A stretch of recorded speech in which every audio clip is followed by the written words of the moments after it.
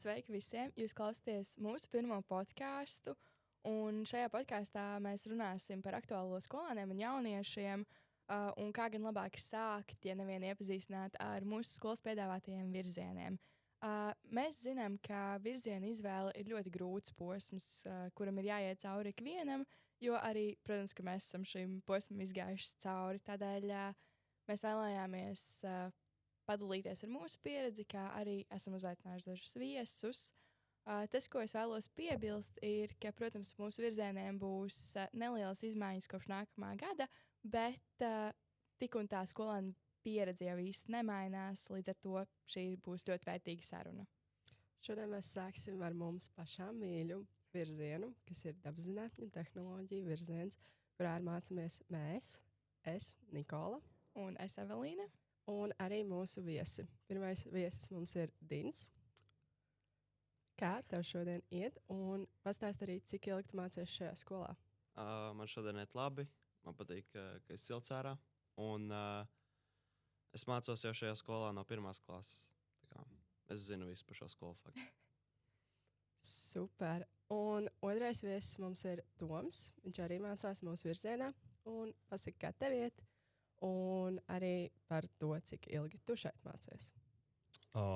Šodien man iet labi. Kā jau Dins teica, ārā ir labs laiks, jā, tas ir ļoti pozitīvi. Un šajā skolā es mācos kopš 10. klases. Tātad, jā, kā mēs redzam, mums ir dažādas laika posmas, cik ilgi mēs esam pavadījuši šajā skolā, jeb Siguldas pilsētas vidusskolā.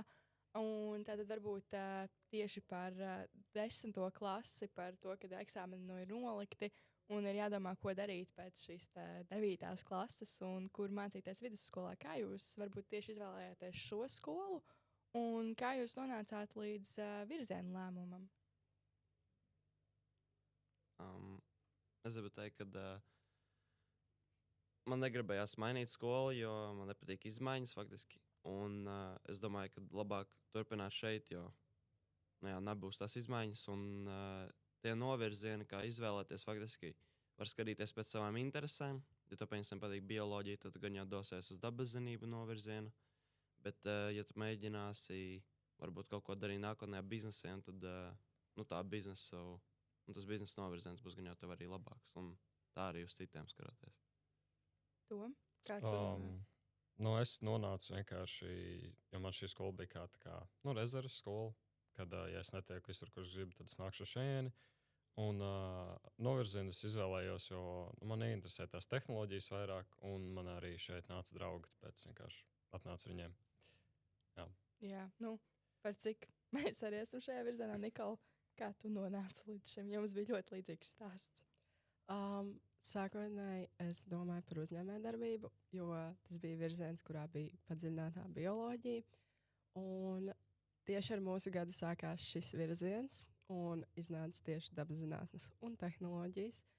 Un sākotnēji tehnoloģijas mani ļoti, ļoti biedēja, jo es neesmu tehnoloģija cilvēks.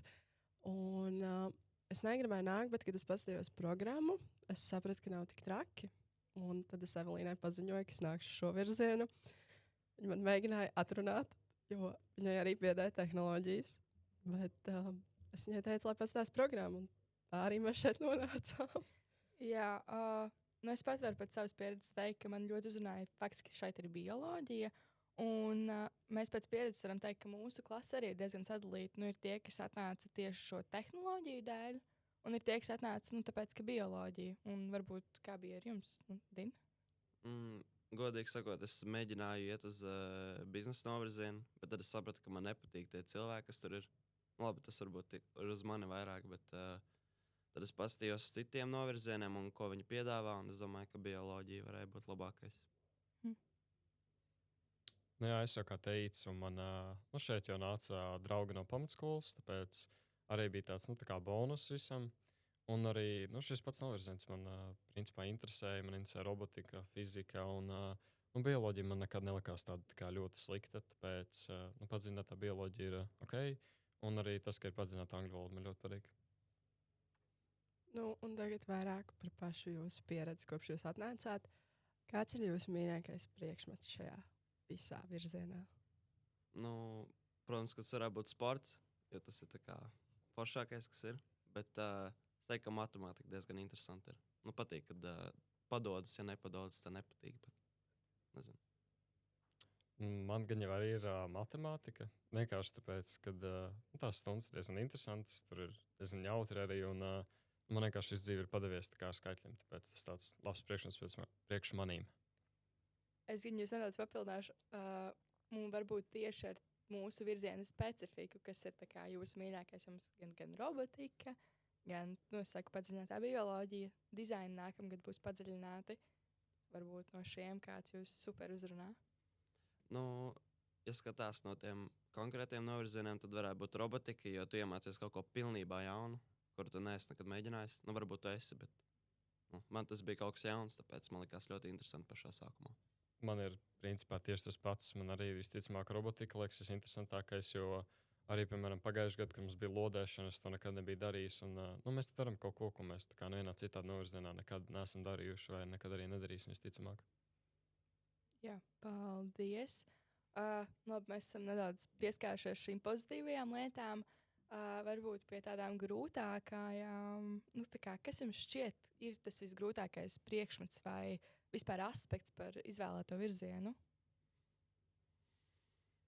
Nu, tas ir skatoties uz cilvēku. Pieņemsim, kādam var nepadoties bioloģija vai tā pati robotika vai programmēšana, jo cilvēks vienkārši varbūt nevar to iemācīties. Bet man, piemēram, varbūt visgrūtāk iet ar programmēšanu, jo man nepatīk mācīties tos kodus. Un, jā. Jā, man visgrūtāk, es domāju, ir kaut kāds dizaina tehnoloģijas. Ne tieši tāpēc, ka tas tā kā pats priekšmets būtu baigi grūts, vai tur būtu grūti iemācīties, bet vienkārši tas, kā mēs tur strādājam, piemēram, vienkārši ir visu laiku jātaisa prezentācijas, visādi projekti. Un, man liekas, vienkārši ļoti laitietilpīgi un tāds čakarīgs priekšmets. Paldies! Pieskarsimies arī ikdienai, jo tas ir vismaz tad, kad es mēģināju izdomāt virzienu. Man ļoti interesē, kā izstāsta katra skolāna tā ikdiena, katrā priekšmetā. Un varbūt jūs varētu nedaudz pieskarties pie tā, kā jums izskatās šī tipiskā skolas diena. Stundas ir daudz, bet ar laiku pierod, tā kā tas nerada baigo problēmu. Un tie priekšmeti arī pie viņiem pierod. Un tad, ja tu sasēdies ar cilvēkiem, kuriem tev ir interesanti, tad nav tik traki.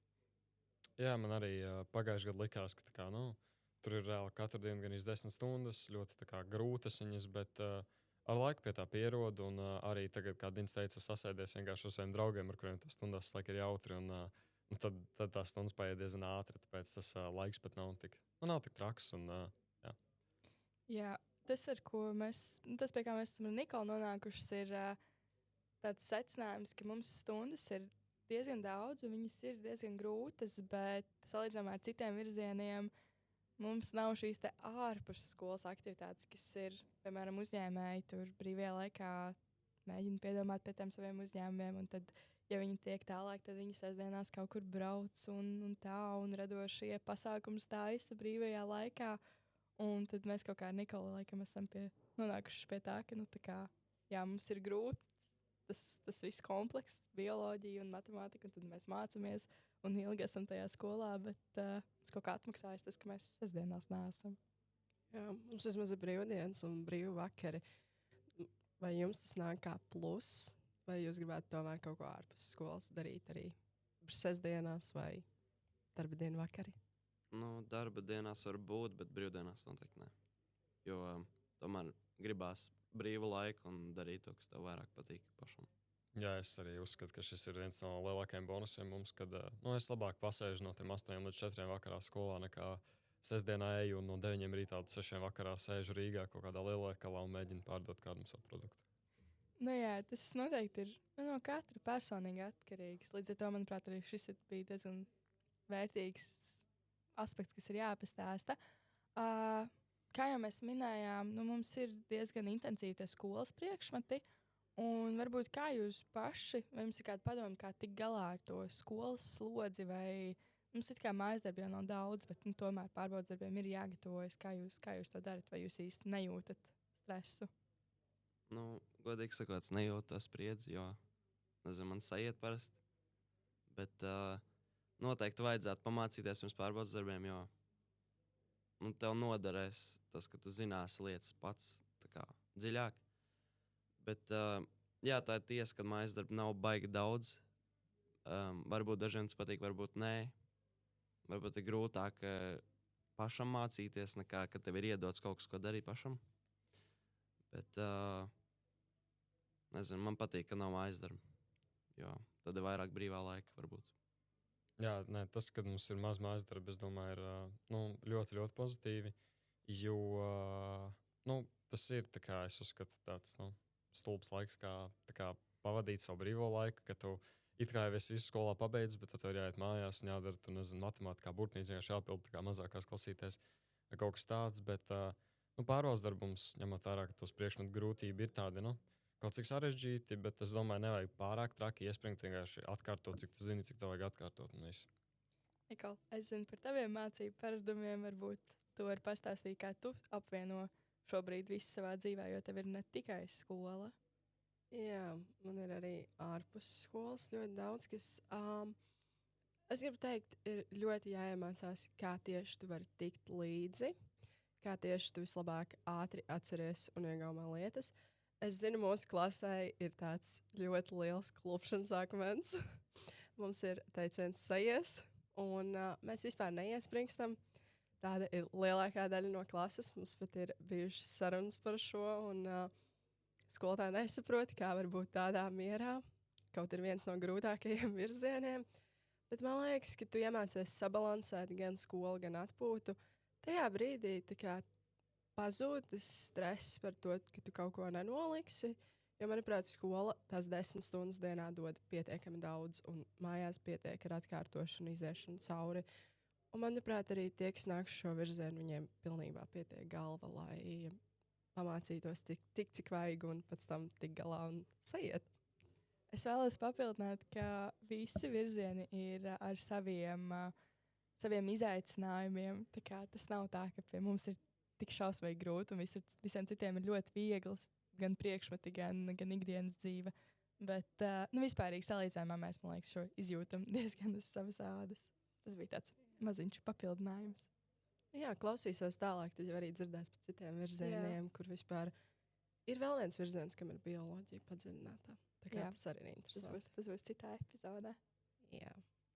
Labi, tālāk par nākotni, ko jūs plānojat pēc vidusskolas, ja drīzāk kādas skolas, universitātes, profesijas ir jūsu plānā? Godīgi sakot, man tās idejas uz nākotni baigi mainās visu laiku, bet visticamāk kaut kā fizioterapiju vai dzīvniekiem saistītu. Un es domāju, es nezinu vēl, kur es mācīšos, jo es vēl neesmu izpētījis līdz galam visu. Jā, es nezinu arī īsti, ko es darīšu pēc vidusskolas pabeigšanas, jo pagaidām es arī strādāju ar savu uzņēmumu nelielu. Un es domāju, es vienkārši nākotnē centīšos attīstīt to vairāk, kā iet kaut kur mācīties. Un tad, visticamāk, ja es varu dabūt attālinātās studijas kaut kādā veidā, tad es ticamāk vienkārši ietu uz tām un lai es varētu darbu tomēr likt kā prioritāti. Tev būs tāds neliels papildu jautājums, par cik tu bezkāries šim uzņēmumam. Kādēļ tieši negāji uz uzņēmējdarbību? Par cik uzņēmums un tā? Es viņu sāku vairāk tieši kaut kādā pagājušā gada, mācību gada vidu, tāpēc es nebiju īsti iedziļinājies tajā visā. Un vienīgais, kāpēc es sāku, es sapratu, es vienkārši gribu, lai man ir vairāk naudas un lai man nav tik daudz jāstrādā pēc skolas kaut kāds tur, tas kā sakot, 9 to 5. Un jā, tāpēc es neaizgāju uz uzņēmējdarbību, tas man tā īsti neinteresē. Jā, piedod. Es atļaušos. Dintu minēja, ka tu vēl nezini par universitātēm. Katram virzienam ir mācību braucieni, un mūsu virziens ļoti bieži brauc gan uz RSU, gan Latvijas universitāti.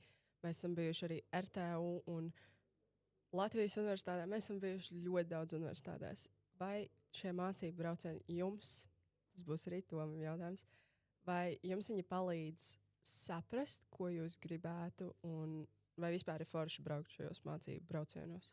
Es gribu teikt, ka jā, ir forši, bet varbūt ne katra skola tas, ko es vēlētos, un tad es varu arī izvērtēt, kur es gribētu varbūt doties, vai kur es zinu, ka es tiešām negribēšu. Un ka tur varbūt nav tas novirziens, kurš man varētu būt tik svarīgs. Jā, nu, man patīk tie braucieni, jo vienkārši ir forši apstīties arī, kā ir tā kā citās skolās, kā viņiem tur viss notiek. Piemēram, šis pēdējais, kur mēs bijām Latvijas universitātē, laikam, ja? Man tas likās ļoti forši, jo tā kā, nu, visi novirzieni ir tā kā iznākuši ar saviem tā kā standiem, aktivitātēm, tur arī pastīties, kā viņiem ir. Viņi te visu skaidro dziļāk, kā viņiem tur notiek. Un, es domāju, tie braucieni ir labi, jo vienkārši es esmu uzzinājis daudz lietas tā kā par citām skolām, kuras es nekad nebūtu zinājis, visticamāk. Paldies. Es vēlos varbūt padalīties ar savu pieredzi, tieši, kur es gribu mācīties. Jo man ir ļoti tipiskais gadījums, ka es nezinu, kur es iešu, un es nezinu, ko es darīšu.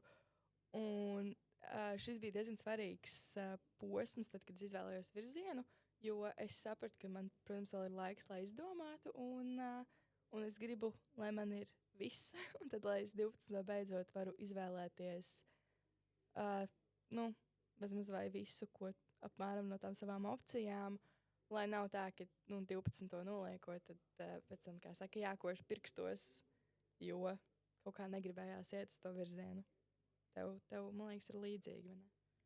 Nu, man ir tādi konkrēti virzieni, uz ko es varētu aiziet nākotnē, bet, manuprāt, tā kā, ja tu vēlēsies kļūt par ārstu, vai ja tu vēlēsies kļūt kaut kur IT jomā pa vienalga projektu vadītāji, plakātu veidotāji, kas ir saistīts ar dizainu, arī angļu valoda, tas viss ir ļoti, ļoti daudz. Un vidusskolā tiešām tas nāk klāt ar tām 10 stundām, bet man liekas, mums dod tik daudz ko, ka tikā mēs varam variēt pilnīgi sākot ar ārstu un beidzot ar kaut kādu plakātu reklāmu veidotāju. Tā kā, manuprāt, mēs nosedzam ļoti, ļoti daudz kā virzieni tie bonusiņi. Jā, es tev pilnīgi piekrītu. Mūsu saruna gan tā lēnām virzās uz beigām, tātad daži tādi pēdējie jautājumi. Vai jūs šo virzienu ieteiktu citiem? Kāpēc jā, kāpēc nē? Vai varbūt, ja jūs tagad vēlreiz veidotu šo lēmumu, vai jūs iet uz citu virzienu? Nu, es domāju, es arī ieteikšu šo virzienu, jo nu, tu pierodi pie tām daudziem stundām un arī pie tā, ka viņas ir sarežģītas, un tas tev varētu palīdzēt arī ar izaugsmi. Ja tu, pieņemsim, arī mācies vairāk mājās ar to stundu sakaru, un es zinu, ko vēl teikt. Jā, nu, es domāju, es ieteiktu noteikti to novirzienu. Arī kā Nikola teica, viņš noklāja ļoti lielu tā kā to vienkārši lauku, kur, nu, kā viņi teica, var no jebkuras skatu punktu skatīties, kaut ko mācīsies kaut kādai profesijai, jo mēs, nu, reāli apgūstam visu. Tāpēc arī, ja tu neesi tā kā, nu, konkrēti izlēms, ko tu baigi gribi darīt, vienkārši atnāc šeit, iemācies visu un tad domā, ko darīt tālāk. Tātad tas, ko es dzirdu, ir, nu, ka jūs arī 10. klasē veidojot šo lēmumu, izveidot tieši šo pašu? Visticamāk, jā. Jā, es domāju. Un Nikola, tu? Jā, noteikti. Labi, un tad noslēdzošais jautājums ir tāds, varbūt, vai jums ir kāds padoms, ko ieteikt skolāniem, kuri vēl nav veikuši šo, nu, tomēr diezgan svarīgo izvēli virzienu ziņā? Domāju, galvenais vienkārši ir tā kā nebaidīties no tā, ko tu izvēlēs, jo gala galā tas kaut kādā veidā to noderēs dzīvē visticamāk. Un, nu jā, nevajag iespringt uz to, es to tā kā nedarīšu, tas man nekad nesaistīs dzīvē, jo nu, tas var kaut kādā brīdī to pieskarties, un ir vienkārši ļoti labi, ja tu esi apgūst šīs zināšanas, un tā kā, nu, nevajag baidīties vienkārši no tā, ko tu mācīsies. Tik tam visam cauri, jebkā kā var, un nepadoties tajā ceļā, pat ja ir, pieņemsim, kāda slikta atzīme, jo vienmēr nākošo var dabūt labāk. Jā, es laikam par padošanos pieminēšu.